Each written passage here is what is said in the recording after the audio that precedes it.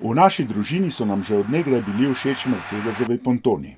V 90-ih letih prejšnjega stoletja smo imeli pri hiši kar 3, in sicer kot avtomobile za vsak dan. Moder je bil moj, črn očetov, bil pa 3 leta edino prevozno sredstvo moje žene. Pri Mercedesu so model V120 z ozko masko predstavili leta 1953.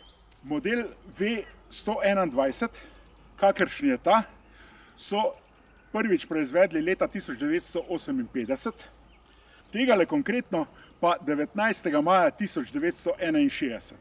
Motor je bil za tiste čase izjemno sodoben, OHC zasnove z odmično gradjo v glavi, ki jo je gnala dvoredna veriga, zmogel je 50 konjskih moči in avto pognal do 120 km/h. Pospešil je od 0 do 100 pa v manj kot 30 sekundah, v 29. Notranja oprema je bila v prvi vrsti namenjena udobju. Vrata se na široko odpirajo, sedeži so podobni starim foteljem, podvozje je zelo mehko uglašeno, no, edino vožnja je bistveno glasnejša kot danes v sodobnih avtomobilih. Ampak zračenje in gretje je za voznika in sovoznika ločeno. Vzvratno ogledalo ima položaj dan-noč, ročna zavora pa je izjemno lahkotna.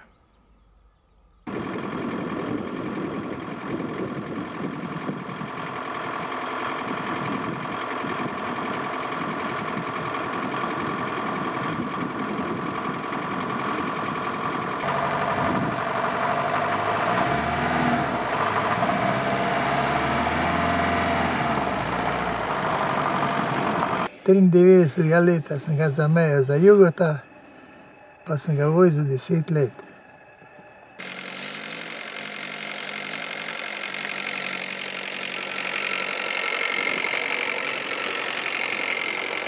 Ko sem ga kupil oziroma zamejal,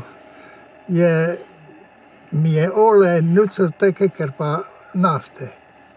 Potem smo pa mašino zamejali.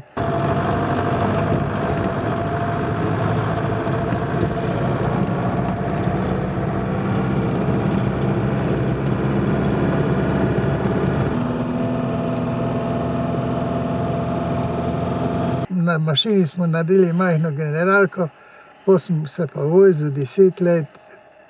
Očetovega pontona smo 3-krat obnavljali. Najprej ga je kmalu po nakupu v red spravil naš žal pokojni sosed Edi. Nato je očeta med zavijanjem v levo zadel tovornjak in smo vajo ponovili. Nazadnje smo temeljito obnovo začeli leta 2005. Na tehničnem pregledu so mi rekli, naj popravim pragova. Ampak, ko smo se lotili dela, smo ugotovili, da je avto po več kot 40 letih potreben celovite obnove. Začeli smo z desno stranjo, ker smo računali, da je slabša. Menjali smo pol poda, pragove, zakrpali prednji notranji blatnik, prednji prečni nosilec, vse pobarvali s primerjem in nato še temeljito zaščitili. Desnega zadnjega notranjega blatnika se nismo dotikali, saj smo ga popravili že po prej omenjeni nesreči. Za desno stran smo porabili skoraj leto. Ko smo avto obrnili, smo ugotovili, da je leva stran še slabša. A stebrička, ki se nadaljuje v nosilec vrat, spodaj ni bilo več in prijatelj Franjo je uporabil vse svoje znanje, da se vrata zapirajo tako, kakor od Mercedesa pričakujemo. Ponovili smo zgodbo s pragovi in dnom, tudi zadnji notranji blatnik je bil slab. Spet je minilo skoraj leto dni, preden smo sanirali še levo stran. V naslednjem koraku smo poskrbeli za podvozje. Pri tem nam je na pomoč priskočil sorodnik Milan. V celoti smo obnovili prednjo premo in delno zadnjo, sin Luka pa je opravil levji delež dela. Po dobrih 3 letih smo začeli z ličenjem, najprej grobo kitanje, grobo brušenje, fino brušenje in tako naprej. Blatnike smo pripravili posebej in na koncu vse pobrusili z vodobrusnim smerkovim papirjem. Spet je trajalo nekaj mesecev, da je karoserija končno dobila nov sloj laka. Sedaj je bila na vrsti notranjost. Delali smo zunaj, Luka je še zvečer v svoji sobi na vratne obloge nameščal okrasne letve. Potem so prišli na vrsto instrumenti in notranjost, še žena je pomagala pri sedežih. Ko smo bili prepričani, da smo zaključili, je začel motor spuščati nenavadne zvoke. Avto smo naložili na prikolico in ga odpeljali v Hoče k mojstru Cvetku Harbu. Ta se je lotil dela in ugotovil, da je veriga preskočila za zob. Ko je pokazal, kako izrabljen je bil zobnik na glavni gredi, nismo mogli verjeti, da je motor sploh še deloval. Od Harba sem se z Mercedesom peljal po njegovih kolesih in ga po avtocesti gnal 120 km/h. Potem smo se odločili, da ne bomo varčevali pri odbijačih in zamenjali še te. Po 5 letih smo se predstavniki 3 generacij Štrbenkov s pontonom prvič skupaj zapeljali do bližnjega Šoštanja.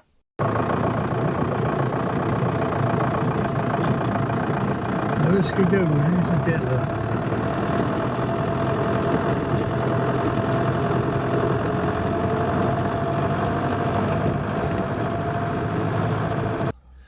Tale naš ponton nima izvirnega motorja. Prav tako ima dosti sprememb, ker ga je oče koristil kot vozilo za vsak dan, kar mu znižuje ceno.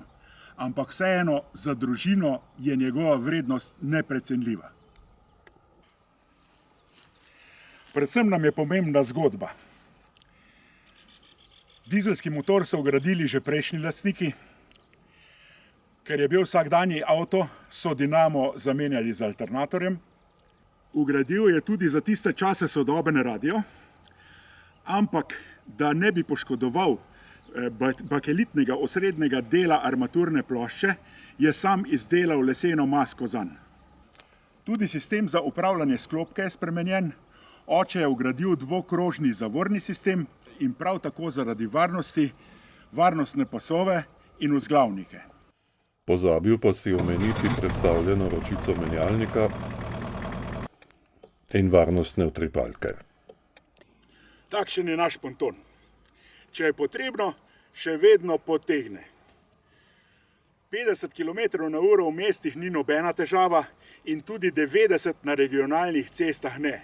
Toliko je namreč pri nas omejitev. Najbolj pomembno je, da njegova zgodba še ni zaključena. Zdaj imamo 4. generacijo, ki jo že začenja dopolnjevati. Edina nevarnost za našo zgodbo je, da nam s temi starimi škatlami več ne bi pustili na cesto. Če pa dizla ne bodo več prodajali, imam pa tudi rešitev.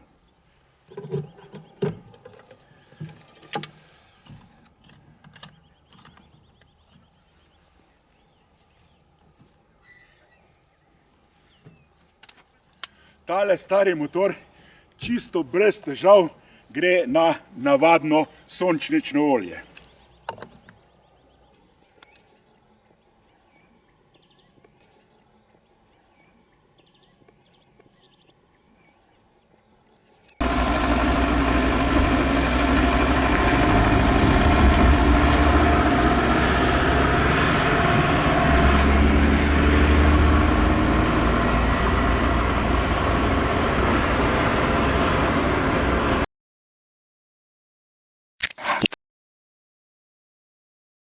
No,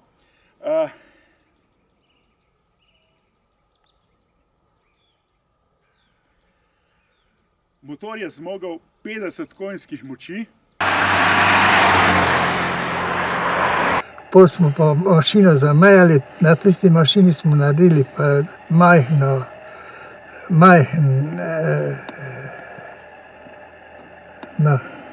Notranja oprema, sem bil pri Nagu, nisem.